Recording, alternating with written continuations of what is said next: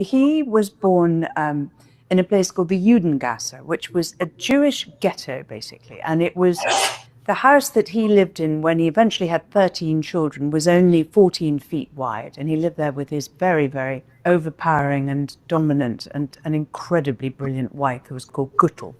He was determined to get out of this ghetto. At nighttime, the ghetto was closed. You weren't allowed to leave. The street was so narrow that no sunlight could penetrate. There was no plumbing, there was no sewage, there was nothing. So everything you can imagine happened in this street. And unsurprisingly, he wanted to get out of there. And he started a small coin business, and that did reasonably well. But actually, and this is where it ties into legacy, his great strength was to send his 5 sons to the capitals of Europe at that time. And what they did is they set up, in effect, the first international banking system. So whereas everyone used to be in separate different countries or separate cities until then, these 5 boys communicated with each other, sometimes by pigeon, and they wrote to each other in Judendeutsche, which was a kind of Yiddish German vernacular. And that is why they were so successful. And this absolute belief in togetherness, you've got to stand together, you've got to work together. You've got to work across borders, you've got to work with rules. And by 1789, when the last one went, so 1815, so a very, very short period of time, it was said that no government or king would consider going to war without the Rothschilds supporting them, because that was how incredibly influential and powerful they had become. There you have it. There you have it. Not from my mouth, from the mouth of a family member. Hannah Rothschilds. There you have it. And that somehow leads to this. This is the Greater Israel Project. Okay, this is what Yahweh promised to Abraham in the Bible. As you can see, it's pretty huge. It's the entire Middle East. It extends from the Nile to the Euphrates in Iraq. Okay, it's a huge area. And if you say the Israelis want to achieve the Greater Israel Project, they call you a conspiracy theorist. Like, we don't want that, okay? But explain 2 things to me. First of all, why is the Greater Israel map on a chevron of an IDF soldier, okay? These are soldiers, Israeli soldiers, and they wear the insignia of the Greater Israel Project, okay? This is the map. Also, if you look at the flag of Israel, there are 2 blue lines, right? These represent rivers, the Nile and the Euphrates. All right? So if it's a conspiracy theory, then how do you explain these 2 things? All right, but I want to argue you know what? Pax Judaica, it's not about Israel or the Greater Israel Project. What it is ultimately is an alliance of transnational capital, multinationals like Google and Meta, and intelligence agencies that will be based in Jerusalem, okay? So secret societies will be based in Jerusalem, and they will use it as a headquarters for their global conspiracy. But, and they will profit from chaos and conflict around the world because they think that this is the culmination of their prophecy. But it doesn't necessarily mean that Jews will be in charge. Okay, does that make sense, guys? Okay, so it's a much more complicated idea than people think it is. All right. So where do we get this stupid idea from? Okay, it actually starts with Isaac Newton. So Isaac Newton, you learn about him in physics class, you learn that he's the founder of calculus, you learn about Newtonian mechanics, okay? But actually, these are just side projects of his. That was not his focus. He spent most of his life focusing on reading the Bible to understand the grand plan of God. And he wrote a book called Observations upon the Prophecy of Daniel and the Apocalypse of St. John, okay? That's where his focus was. And he believed he found the Bible code. And he was a member of secret societies. He was a member of the British elite. And if someone like Isaac Newton is telling you, like, this is what the Bible says, and this guy who found a calculus and who developed the 3 laws of motion, you'll probably believe him. So somehow the earlier clip that we played earlier with Hannah Rothschilds leads to this. And I know that's a weird way. That's a real aggressive way to start this stream, but that is what it is. Let's see here. Everybody, welcome to the channel. This is your host here, Lord Lives, with another installment coming to you guys live back to back now. Back to back. And that's kind of new for me. So, but, you know, anytime, we're just going to start like this. Anytime that this plan continues to like roll forward, I find it in me to feel like I need to just go ahead and be swift in using my platform to kind of call it out. So that's what I'm doing.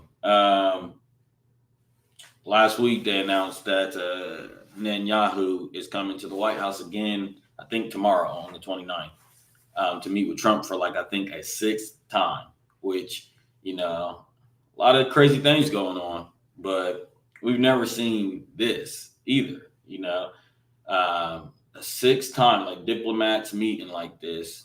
You know, I think we met with Zelensky twice this year. We got another meeting with him, Putin as well, but 6 times back and forth to the White House. And I don't even want to get into the last time that they met, but yeah, that's supposed to be coming tomorrow. And it's all centered around Netanyahu saying just recently that America needs to attack Iran because now they have access to ballistic missiles, and are rebuilding their uranium site as well. So, you know, if what we went through in June, I think that wasn't enough, that little period when we got the 12-day war. I tried to tell you guys then, I said, this is not over in no stretch of the imagination. You know, when we bombed Doha and the Forder, the other one, I'm blanking on it. I knew it wasn't over. Wasn't even close to being over. So yeah, anyways, that's all going on. So this whole war is getting ready to break out again. Probably to start 2026, just like it started this year. So just be gearing up for that too. So Iran and Israel going back at it in the next, maybe literally could be in the next few weeks, but we'll see. Netanyahu's still trying to entice us into this war. So somehow, I'm saying that to say all 3 of these things mesh together, but they also mesh somehow with this guy. Okay. And this is where you go into cuckoo land. And people can ask, like, okay, what do you mean by that? How's that possible? You know, and there are stories all through these, not only these Epstein files and Epstein leaks, but also outside of the leaks, like, you know, reporters and journalists coming up with these different connections of Epstein's ties with Mossad. So I'm the one that is able to illustrate and tell you guys that this blackmail operation that Jeffrey Epstein was clearly running is all tied into this Netanyahu plan, the ability to play in cat and mouse with our president, Donald Trump. All of that is interconnected. You know, the reason why he's not able to stand firm with, because we seen earlier in the year, the whole, they don't know what the fuck they're doing, you know. We seen that earlier in the year because Donald Trump was genuinely frustrated because he brokered a ceasefire between Iran and Israel and stopped that 12-day war. But Israel kept going a little hard the next day, you know, and kept going a little bit further. So Trump, during that period, Trump was really trying to garner support for the Nobel Peace Prize. That's what this is all centered around, which is fucking insane. You know, it's literally insane that we have a president that is so narcissistic, so insecure, you know, so delusional and demented and senile that he's doing all of this crazy ass shit, moving like a dictator, like bulldozing the Smithsonian, the plaque situation going on now. He's rewriting plaques. He's really going to work on Mount Rushmore next. You know what I'm saying? Like, he's doing all of the things that, you know, rappers would joke about doing if they was able to be the president. You feel me? Like, he's talking shit. I mean, he's doing shit like, you know, unbelievable shit when it comes to like rewriting history and just really dictating and bullying his way. So Trump is, you know, on his own, in his own little world. He said, and then they bombed our biggest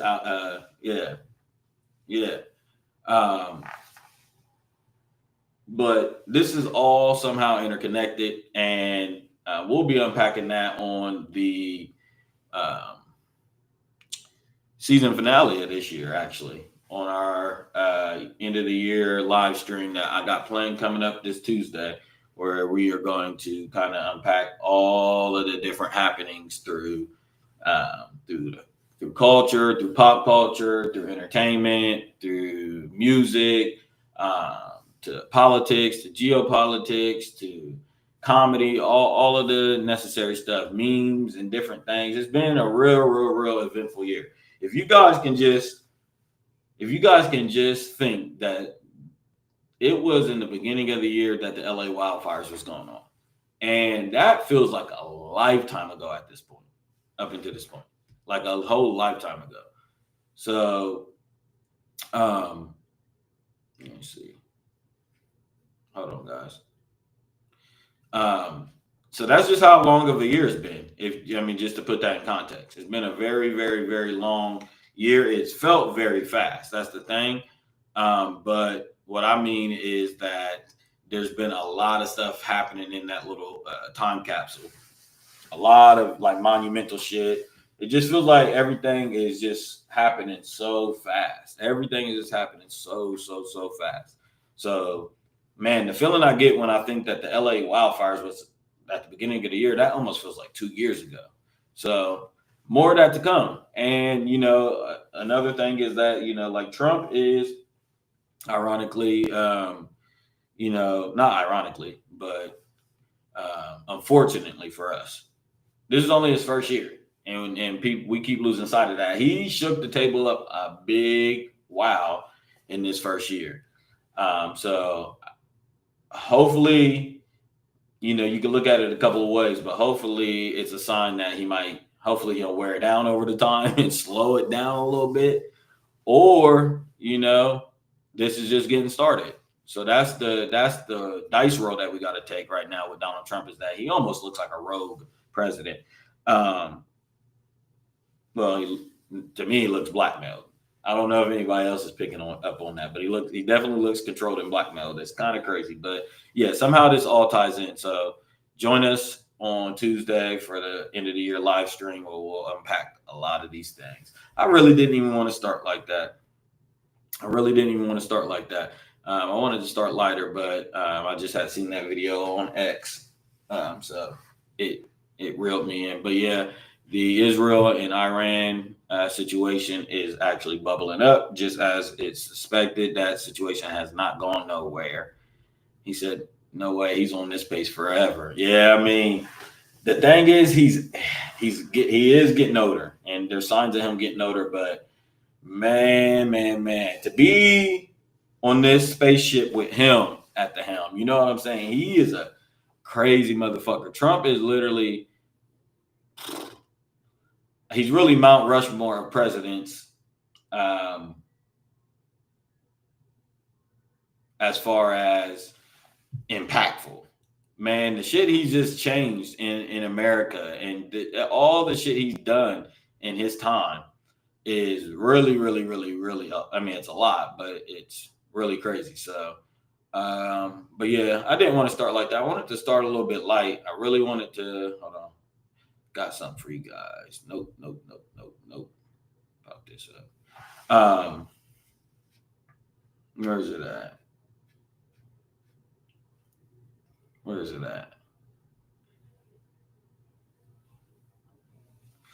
I wanted to talk about what's going on in Nigeria, but I don't have the picture. Hold on. Okay. Let me see. There we go. I wanted to talk about what's going on in Nigeria. However, let me try to find the picture. This past week, I think it was on Christmas actually, there was we let off some ballistic missile or bombs actually off in Nigeria, and this has been bubbling up, and it's kind of tied in with this whole Nicki Minaj, Erica Kirk, Turning Point USA situation. It's let me take a drink.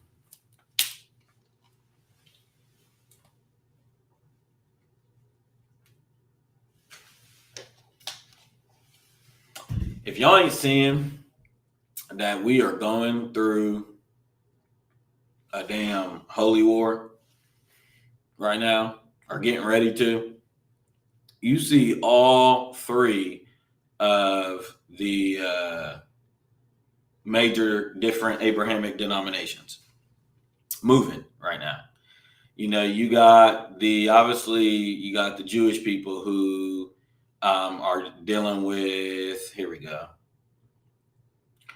Obviously, you got the Jewish faith who are dealing with the whole situation going on in Gaza, and then the whole fallout with that, and the anti-Semitism rising in the West, and all these different things, right? So we understand that. They've been the biggest player on this map for the better part of the last 2 years, 3 year story, right? Then you also have, on reversal of that, you obviously have, the Islamic faith, the Muslim faith, at odds and moving and shaking because they're in complete opposition right now of, the Jewish faith. So that, those two parts are the same part there, right? But in the West, what we have seen over the last couple of years, or the last year, is the rise of evangelical Christians. We like conservatism, neo-conservatism, and it's that more like Catholic version of that Rome version of Christianity that kind of rose in prominence and then spread eventually into the Americas. That's what we're seeing on the rise right now when it comes to Christianity, is that, obviously the Jews and Islam is at odds right now, but then also in the West, you're seeing a rise of that faith trying to speak back and trying to take control of the country back, whether that be through Turning Point USA, this organization here, their rise. And I don't think it's a coincidence that that's what Charlie Kirk, that's why Charlie Kirk is such a big figure, because he did get Donald Trump in the White House this election, along with Elon Musk and some tech oligarchs that pushed him in towards to get him over the finish line, right? It was Charlie Kirk, and that whole, even Candace Owens and Kanye West helped with it as well. Kanye West helped a lot with it, but that was the groundwork for Trump's reboot, bro. We forget that Trump was motherfucking, why am I having a brain fart? Impeached. Trump got impeached. So Trump's favor was at an all-time low when 2020 came around. You know what I'm saying? By time, that's why he ended up losing that election, or, also some election fraud and all that shit. But the point is, we knew. Now Trump did try to throw, and this is what he's going to try to do with that tariff money, that $3,000 of tariff money. He's going to wait.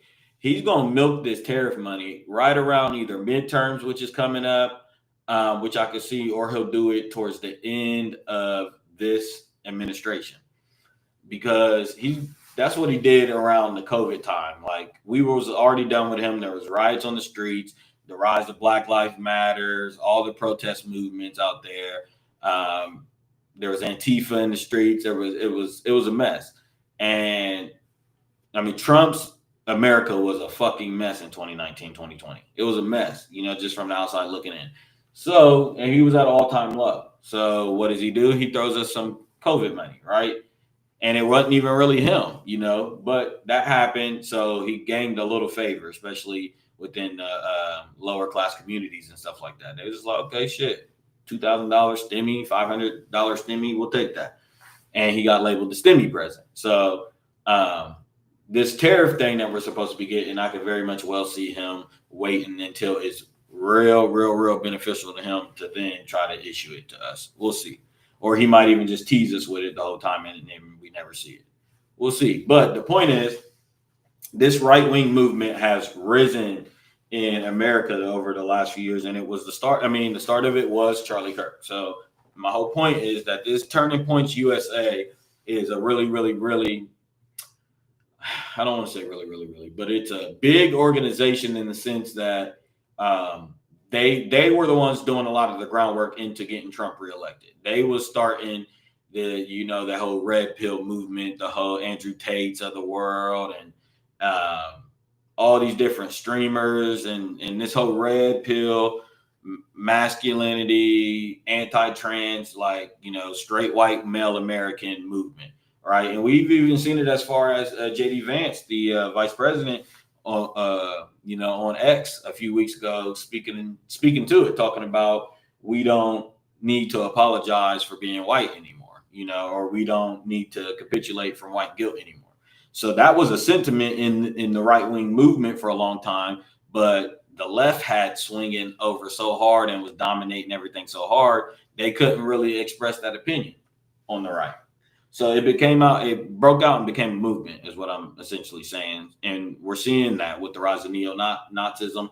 And I'm not saying it always directly correlates, but it is a part of it with the rise of people like Nick Fuentes and,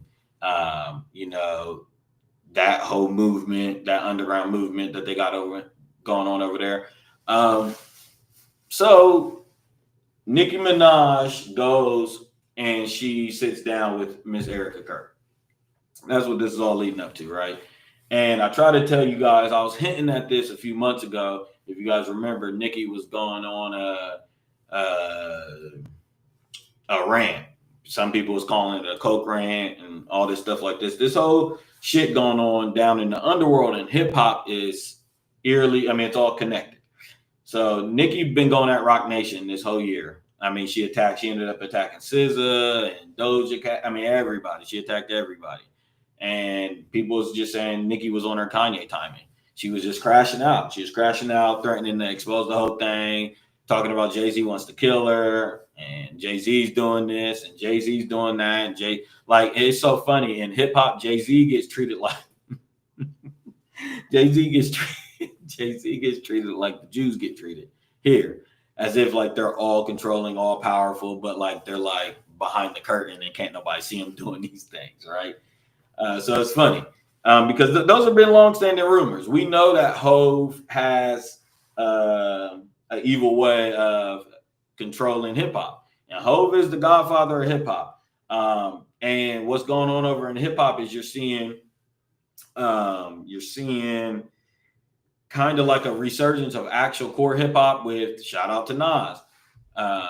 Send me that dough, Donnie. Yeah, I like that. I didn't see that, Zach. But what you're seeing is mass appeal with Nas and just the grandfathers of hip hop standing up and stuff like that versus Rock Nation and what they've kind of, because they rule like the overlord. You got to think is, Rock Nation is basically Beyonce and Jay-Z, right? Two billionaires, and they're literally the king and the queen of the space. Jay-Z is the one that opens the door and ushers the relationship between Black America and Roger Goodell again after there was protests and people getting ready to boycott the NFL, right? Jay-Z is the one to usher that in, whether we wanted him to or not. So, for better or worse, criticism or encouragement, my point is that Jay-Z does have he is a big figure into this hip hop space. So Nicki's attacking him all year long. She's needing help. Now, shortly before she announced her, she started doing this weird shit with JD Vance on Twitter and stuff. Reports came out that they were getting ready to seize her $37 million mansion. He said, the world's ending when Nicki Minaj is chilling with the Republicans. Man, real shit. Real shit. But she's really running from Hove, you know, and it's this whole thing. There's this, and if you're in this space into hip hop, I told you guys 2 streams ago that this whole fuck the streets movement going on with 21 Savage and them, this is all tied into what's going on with the Kendrick and Drake thing, the divide going on in hip hop, the big rift in hip hop between what's real hip hop and what's not real hip hop, and who's going to be connected into this next iteration of hip hop that's getting ready to take place. That's the main story that's been going on since the Kendrick and Drake beef, right? And then in that you got you got Hove, you got Kendrick teaming up with Hove and working with Nas and as well, and like that divide, and you're also seeing the Drake side of it, which is the 21 Savages of the world, the whole mess going on in Atlanta and the RICO charges and the snitching and then all this other shit, right? And you got sides being picked. So Nicki's obviously on one side, and she's trying to take down another side. So I think she needed to run and get some help. So I said this when it was happening. I seen exactly what she was doing. She started, shacking up, like Zach said, with the Republicans. She started, and she's trying to, team up with Trump. She's trying to team up with Trump, man. And she's going to be a big, big problem. She's going to be a big, big problem for the left. She's going to be a big problem for the left here in a year or two. Nicki Minaj is going to be a big problem because this is exactly what the Republicans needed. This is what the right needed. They needed somebody that comes from our space and, represents a lot of us and or thinks she does at least. And they needed somebody, a superstar, that outside of Trump, they still haven't produced. I mean, they tried to make Charlie Kirk into a superstar. And yeah, I mean, he was big, but he was kind of pumped up and we knew he was pumped up. But they outside of that, I mean, they tried Hulk Hogan. Y'all tore Hulk Hogan's ass up. He said, "Welcome to the party, Nikki, but please leave." Also, who was it? Kid Rock. So they've tried to get their stars on the right, but nothing has really stuck. And if you get Nikki is loud. Nikki can stick until she becomes an enemy of y'all, which that will also happen somewhere down in this timeline. This relationship, I don't think is always going to be meant to last. It's only going to last when it's mutually beneficial for both parties. As long as this partnership is mutually benefiting both parties, this relationship will last.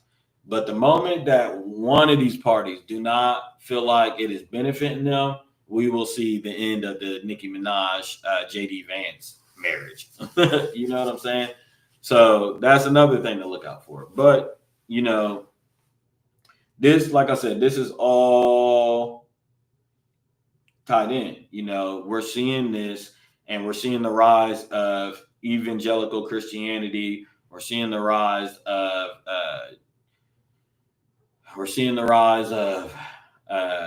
just either anti-Semitism or Zionistic beliefs. So, and then we're also seeing the rise of Islam and radical Islam.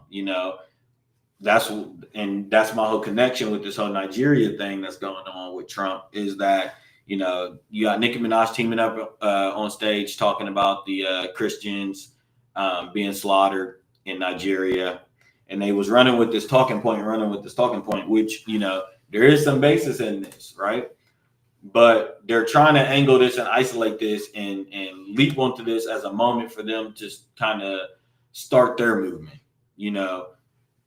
Yes, it is true that there are some Christians that are being persecuted in Nigeria, but in that same region, there's jihadists. There's a lot of that going on, and a lot of people in the Islamic faith are being persecuted in that region too, right? It's a whole civil war going on in that area right now. And so people felt like they were just isolating that one thing out to try to not make a story out of it, but create a narrative out of it. He said, "What were those horrible comments Nicki made on Cardi's child like 3 months ago?" See, and that was the bird talk. Yeah, I mean, she was being very, very harsh on Cardi's daughter 3 months ago. And I mean, Nicki really, really, really went hard in that hip hop space for that little time period when she was on her coke reigns.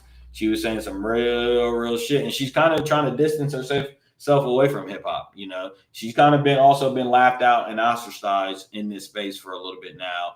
We know Nicki's whole fight is that the industry sent these industry plant girls like Cardi B and Meg Thee Stallion to replace her. That's always been Nicki Minaj's perspective on the whole woman sphere. She felt like she was the queen, and the industry created players to come and take her out. Right. So with that being said, she's kind of distanced herself away from the space now, right? And I think she's doing it super intentional. And she's trying to rip the Band-Aid off and just basically say, fuck y'all, because she wants to join power, whether it's with us or without us. She's trying to join power. So that's what she's on. But damn, my eye. Again, in this Nigeria situation, they isolated an event that will fit their narrative so that they can run with it. And then again, you're seeing the rise of that movement. And I've joked on here. We talked about the Charlie Kirk, Erica Kirk situation. And I don't know, I don't know if I got no video of it, but let me see. But it's all weird, you know what I'm saying? And it's all kind of like, shush. It's all kind of like very cultic for me. Very, very cultic. Let me see if I can find the conversation that they had.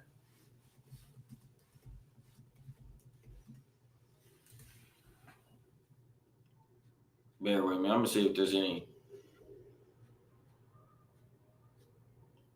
It's just jokes, bro. It's just jokes. Okay, hold on. I got something here.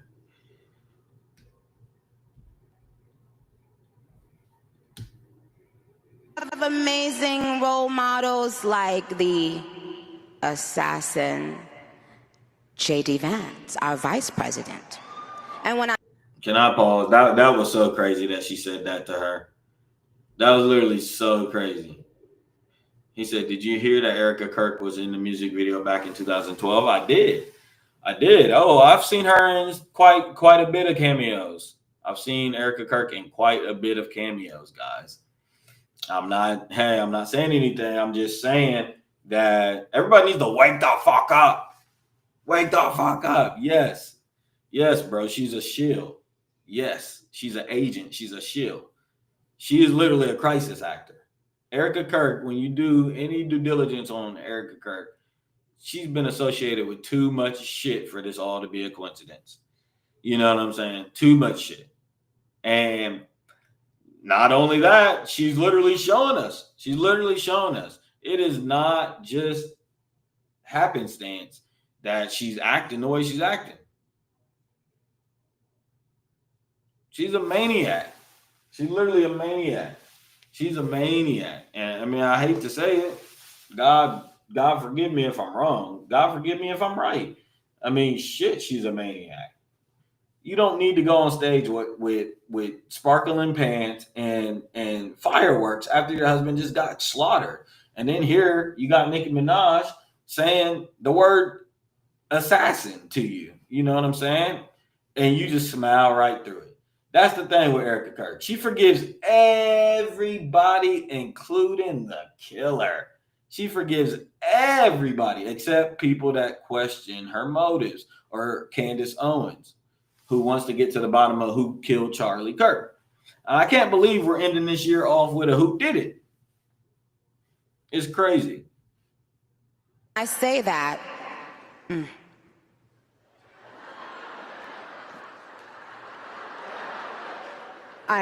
trust me, there's nothing new under the sun that I have not heard, so you're fine.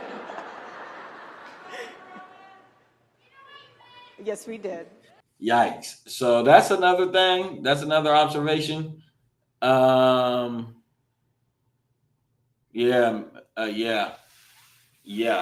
People think Erica having an affair with J.D. Vance. She was a Miss America at 1.2. Yeah, she's an Israeli agent, guys. Let's just she's a clear Mossad agent. I'm telling you guys, it just is what it is. She's a handler. I told y'all that months ago. She was Charlie's handler. You know, Charlie's organization, Turning Point's U.S. organization. We know what happened.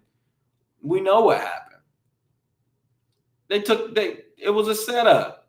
He had to come up off of that organization. This was supposed to be a grassroots organization. Whole time Charlie had donors. And it was the moment he started questioning certain things, his donors start pulling out. We know who his donors were. Okay. And then Charlie ends up dead. Right? Charlie ends up dead. And they prop her up to be the new CEO. Like she's Joe Biden. You can't make a CEO out of a widow. You can't do that. Was she at home studying all the books and running all the numbers and did she know all the ins and outs of what Charlie Kirk's organization was all about when they were married? Was that the merit of their relationship? Or was she a stay-at-home American or Christian American valued mother? You know what I'm saying? So them trying to play this whole thing like as if, you know, this by happenstance, Erica Kirk is some star that can host Turning Points USA events on national television with the world watching, with millions of people watching after taking over her husband's organization that had a big following. You know what I'm saying? That's not by happenstance. What woman could we point to that will be able to do this? You know what I'm saying? In a real way, in a real circumstance, when you got two children at home that witnessed the assassination and murder of their father. Did you see the Biden Christmas cards? Joe's head was just put in the back with a large smile. I don't know what that is. I don't know if that's to do with anything right now. But yeah, he's crazy too. But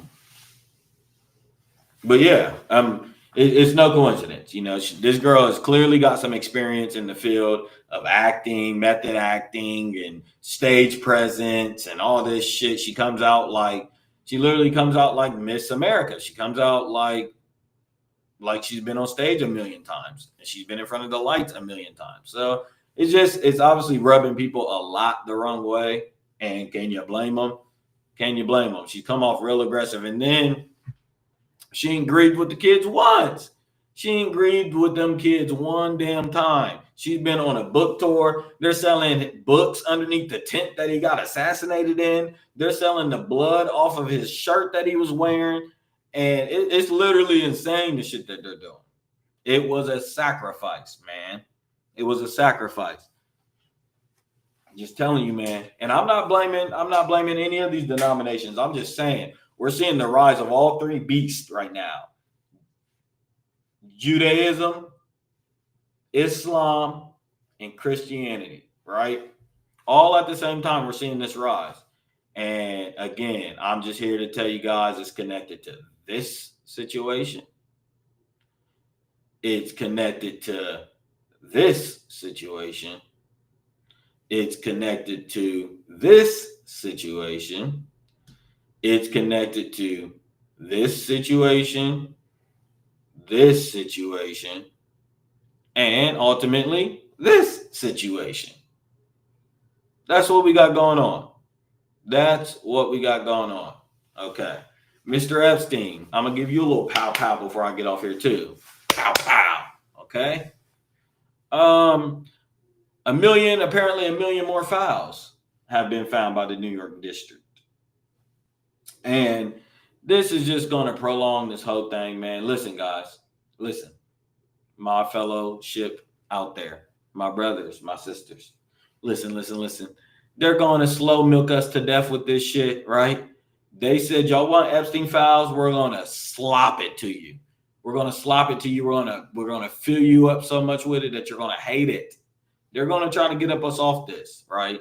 And we're going to lose the fact of the matter in the midst of all this. We're going to lose the point of the matter. We're going to lose justice in it. The whole ninth. The whole ninth. The whole ninth. Like I said, the only thing we should be asking for now, Thomas Massey, the other representatives out there and stuff like that are writing up bills. Thomas Massey, shout out to you, by the way. Shout out to Thomas Massey being able to get this Epstein release of files law or whatever passed, because that was a shot. That was like a shot in the dark, right? And he's going to pay for that somewhere down the line. Trust you me, he's going to pay for that. But we need to be focused on, we want to hear, he said, keep Stephen safe all 2026. We want to hear from the victims. Enough. We had enough of what Epstein did. We had enough of what Epstein did, what he said, who he had pictures with. I mean, we really haven't had enough, but I'm just saying, you know, what about the victims? Can we just hear from them ladies that y'all took off of 60 Minutes?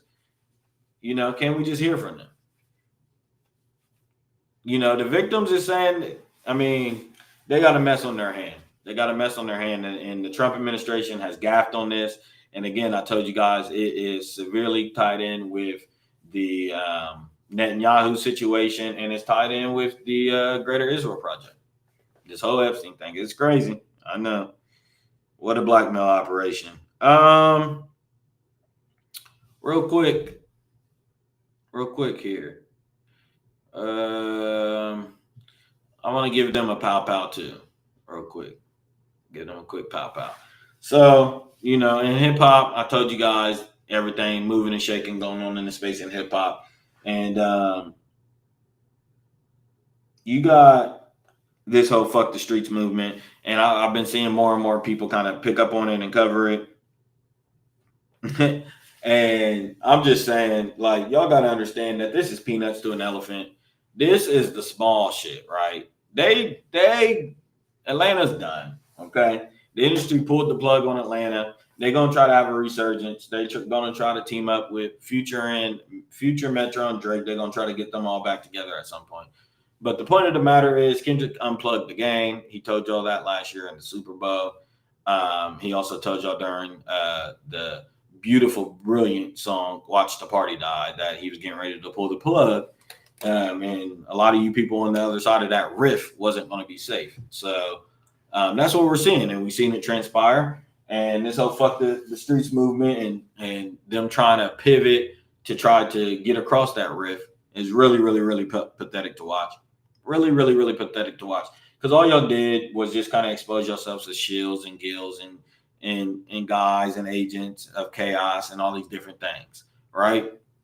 Because as everybody has reported, you guys have benefited off of the streets movement. You guys coined the street movements and y'all gotten paid and all this and all that.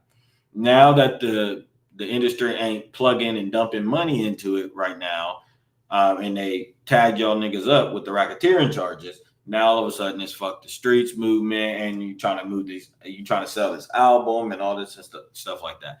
So it just reeks and has stench on this as just, you know, poppycock nonsense, bullshit, you know, and that's what we're saying. This, and we'll talk about this on the end of the year movement, because I think it was a big little thing with the Young Thug tapes earlier in the middle of the year. The Young Thug tapes that leaked was crazy. You know what I'm saying? A lot of shit being said. Now I know a lot of them was fake and AI, and that was kind of a funny little moment too, because we didn't know what was what. But it gave us a good look into that whole space, you know, and that whole little era that we went on from from maybe 2014 to 2022, 2023. You know, they had a little spurt. Atlanta had a little spurt out here with QC, Quality Control, and Baby and Gunna and Young Thug and Future, and, you know, all of the other rappers that they had put on during that time. They had a little pop. So it gives you a little glimpse into that space. But, you know, you can see clear as day that space has been unplugged right now. Dave Chappelle said something that was real interesting on the special. He talked about, I mean, there's something out there called the hip hop police, if anybody's never heard of it, right?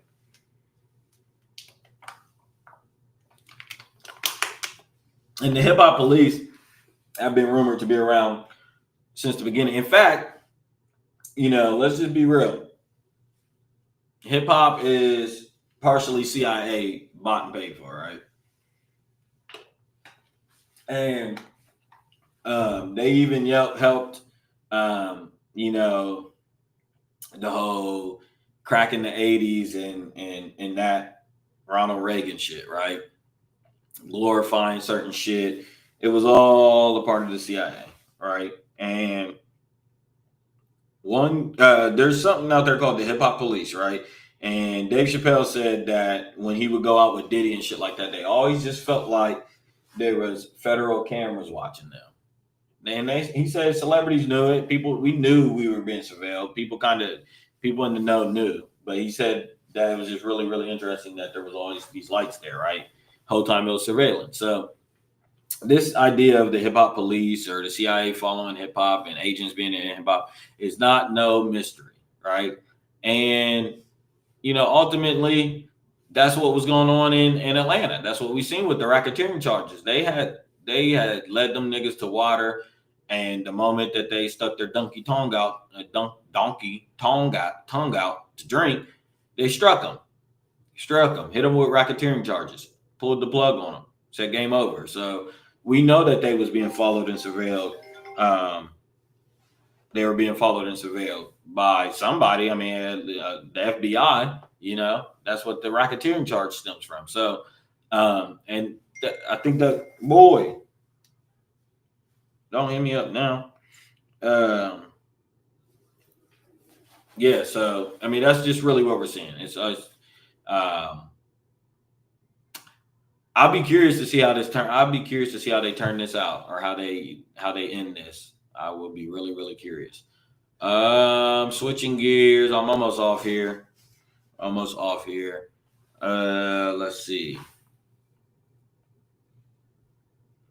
Also wanted to talk about this.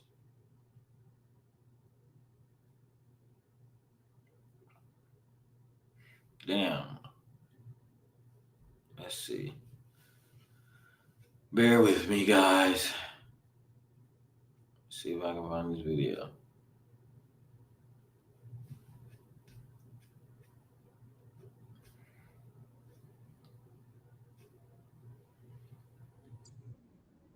I got it.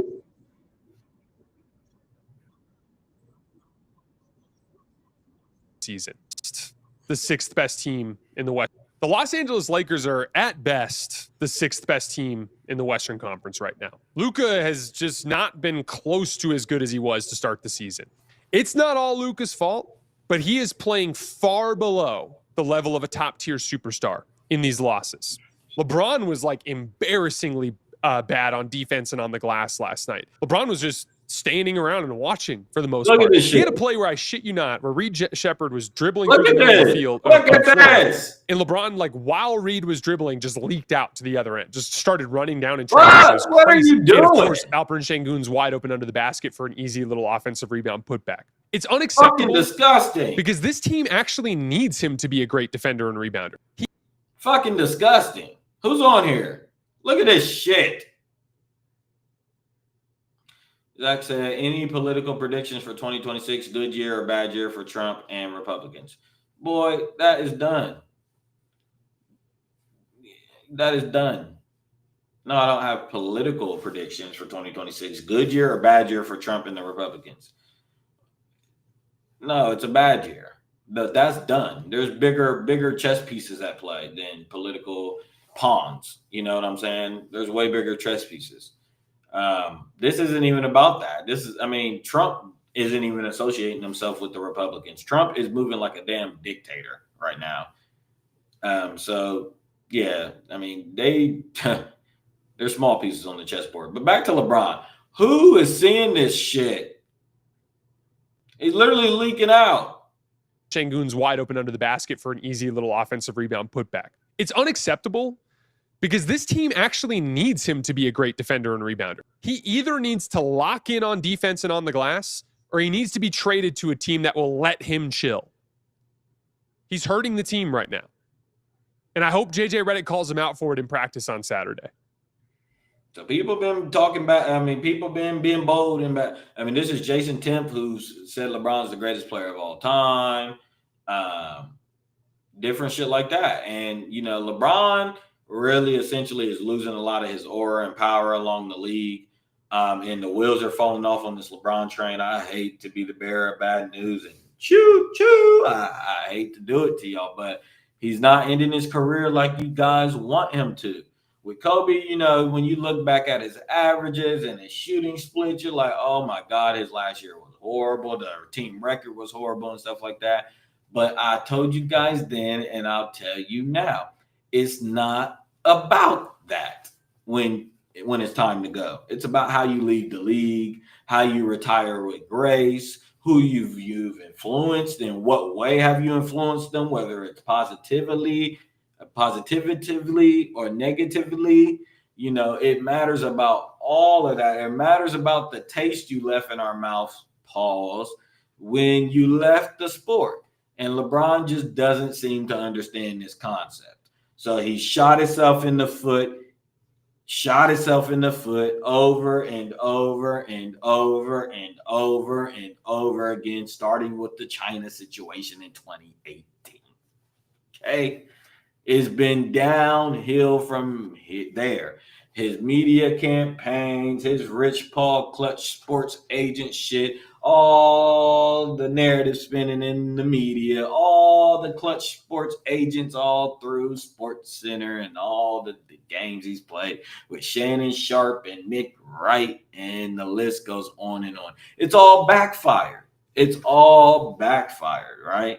And you're leaving a bad taste in everyone's mouth, so we're not going to remember you correctly. I told you early on, it's not going to be about them stats: 42,000 points, 18,000 rebounds, 10,000 assists. We don't care. We like crossovers. We like people boxing out. We like people diving for loose balls. We like people sitting down on defense and sliding their feet. We like interceptions. We like intensity. We don't like flopping. We don't like all the complaining. We don't like all the teaming up in big three, switching teams every few years. We don't like the finger pointing. We don't like the stat padding. We don't like the game. We don't like the 5-out shooting spot up bigs in the corner. We don't like the accidental basketball. Okay? So these are the tastes that LeBron has left in our mouth in the last few years. So he only has himself to blame. And he's all throwing a fit. Here's the thing going on this year with LeBron. He's all throwing a fit now because Luka and Austin Reeves got out to a good start. And I told you guys immediately, I said, LeBron tried to sit out to sabotage the Lakers season because he's mad at the Lakers not giving him dominion over the Lakers and how he goes out. Okay, so he tried to sabotage the beginning of the year with Luka and Austin Reeves and sit out with a fake injury.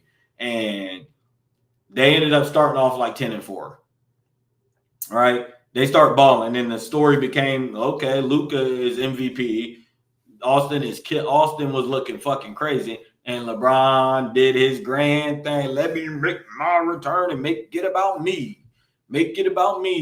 And that's what's been going on ever since. And he's been kicking and stomping, screaming and scratching, not to mention the game where they luckily ended up winning, but he stole the technical free throw from Luka Doncic, and that was a big deal. And JJ Redick had to address it. Then he stole the shot from Luka Doncic and all this and all that. It's not working, right? He's leaving a bad taste in everybody's mouth.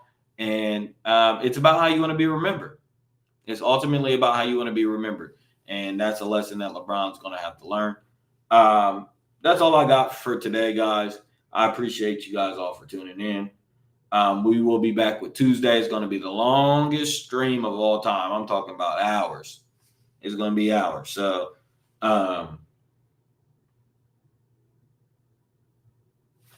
tune in for that. We're going to go from January to December, man. We're going to go from January all the way to the end of the year. We're going to go and flesh out this list. Have a lot to talk about. 6-7, all the happenings in 2025. I guess the word of the year is slop. AI slop. Goy slop. Fed slop. Trump slop. Meta slop. Food slop.